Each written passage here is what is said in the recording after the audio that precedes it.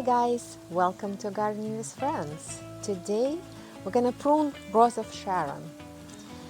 We planted this hedge about 5 years ago to separate our beautiful neighbors in our yard, but not to have a complete privacy hedge, but to have it transparent so we can still see each other and have something nice which obviously bloom as Rose of Sharons do. And to maintain a kind of hedge shape, we prune it early spring, late winter, early spring. And it's a perfect time. Rose of Sharon blooms on new growth, and it's nice to do it before flower buds form. So we don't see any new growth or even buds in here on these bushes.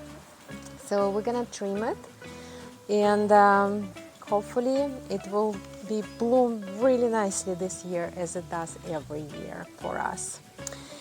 We have variety which is several varieties actually, which also can form seeds, and you can see the empty seed pods. Oh, there are a few seeds in here as well. And for me it's a really big issue because each fall I go and put them out, so it won't seed itself everywhere, because these guys are so resilient. If you don't do that, it's going to be everywhere, new tiny seedlings. For that reason, it's best to plant sterile varieties if you think about adding to your garden Rose of Sharon. And you can see we have another helper to help us with project today with Rose of Sharon. This is our neighbor's cat.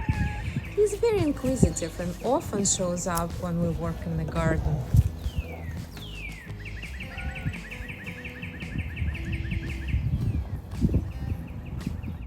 Rose of Sharon is native to Asia. It has been cultivated in China and Japan for thousands of years. It was introduced to Europe in the 16th century. By the 18th century, the shrub was common in English gardens and the American colonies. The Rose of Sharon, treasured by Thomas Jefferson, has been a staple in the American garden since 1700s. In some states, Rose of Sharon escaped cultivation and naturalizing in the wild throughout the southeast. In fact, 4 states report the species as an invasive. Flowers and leaves of Rose of Sharon are actually edible. Leaves taste like lettuce and can be used in salads and sandwiches. Petals can be also used raw in salads. The flowers should be collected as soon as they are fully open and the pistil and stamens removed. You can also stuff the flowers with goat cheese, dip in beaten egg and breadcrumbs, and bake them. One of known health benefits from consuming Rose of Sharon is lowering blood pressure. Another popular way to get the health benefits from this plant is to make a tea from the leaves and flowers. Alright, and we're off to pruning. Just gonna reduce some height.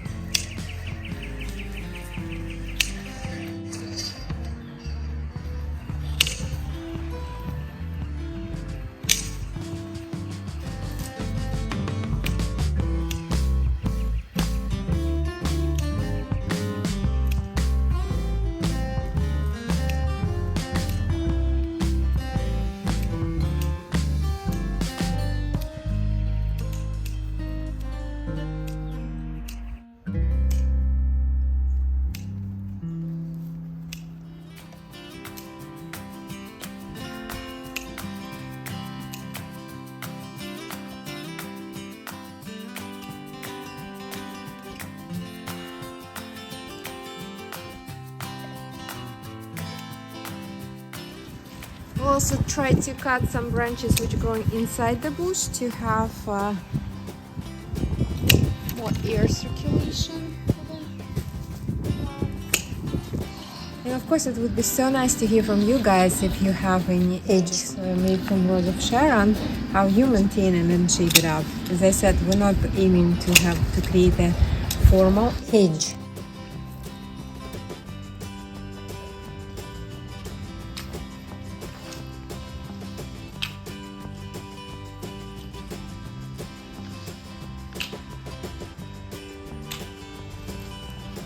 We sort of mended this bush because it was really damaged when we cut down the tree, and the tree trunk really broke some of the main branches, but we put it together and actually it healed, and now we can prune it, so we'll see less branches here who actually really crossing with each other, especially this one down below. You can see it. So I'm just gonna cut it here.